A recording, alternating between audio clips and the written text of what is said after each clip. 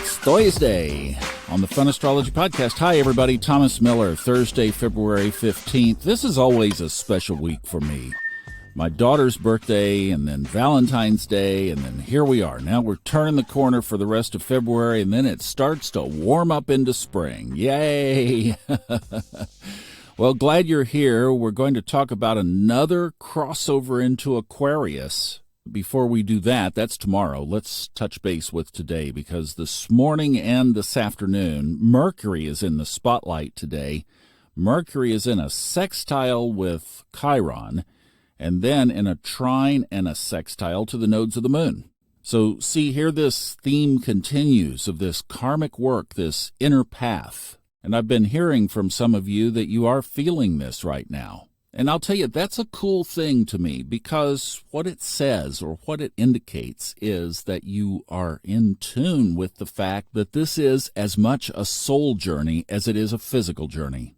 Back to good old Pierre Teilhard de Chardin saying that we are not physical beings having a spiritual experience. Rather, we are spiritual beings having a human experience, physical experience. So then it's just one step over to say that our very life is our teacher, right? And the important lessons are being learned in the soul, not in the mind. But today, the mind is in the spotlight as Mercury sextiles and trines these very important karmic positions in our astrological composition. So, for those of you who are experiencing some of these things that we've been talking about this week, amplified again today, because Chiron and the North Node are right there on the list, and Mercury's in that sextile, that kicks it over to a trine to the South Node in Libra. And then what we talked about yesterday with Mars sitting there on top of Pluto, and then tomorrow and Saturday, Venus sitting right on top of Pluto. So that means they all are. It's a big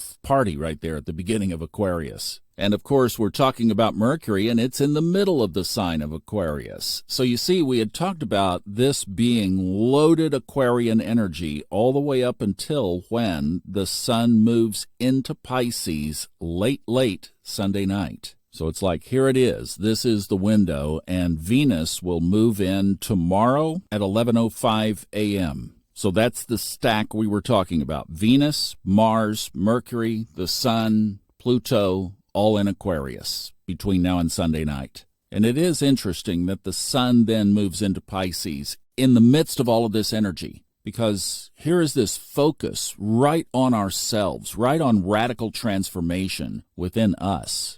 Aquarius. And then we have to face our processing of that radical transformation, Pisces. And that's where the high timeline or low timeline rubber meets the road, because Pisces it's a divided sign, two fish going in the opposite direction.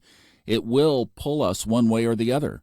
So as we're dealing with Mercury sextiling and trining the nodes and Chiron conjuncting the North Node and all this pull that's coming from the radical transformation sign of Aquarius, we can deal with that through denial and not seeing it as a spiritual journey that could even lead to psychosis and escapism. I mean, you want to close the lid and get as far away from it as you possibly can, or you embrace it as the high timeline path. The journey is the teacher. All of this that is going on is for your highest and best good, and you are determined to be on your highest timeline. Then Pisces could open up the intuitive portal even more. You say, well, which is it going to be, Thomas? That choice is up to you. You're at a buffet, and you can pick and choose which one you're going to have. And that's one of the differences of how we interpret astrology today versus how they interpreted back in the former days, because they didn't think that was the case. They would view this from pretty much the negative side, not the high timeline side. And that's where astrology kind of got a bad rap back then. And some people keep that alive, and that's fine. But we've learned a lot, and we're in a different culture today. So we can draw from the lessons of the past. We can certainly frame these things up for how they are and the challenges they might present. They did a pretty good job of displaying the shadow side of the coin. But we have a whole nother side of the coin that we can choose if we want. So really, the focus going into the weekend is going to absolutely be on the inner work, the inner journey. For the next 4 days, Thursday, Friday, Saturday, Sunday, The focus is on the radical transformation. What are you going to do with that? What kind of shakeups are there that are going on within you? Because remember, Uranus rules all of this.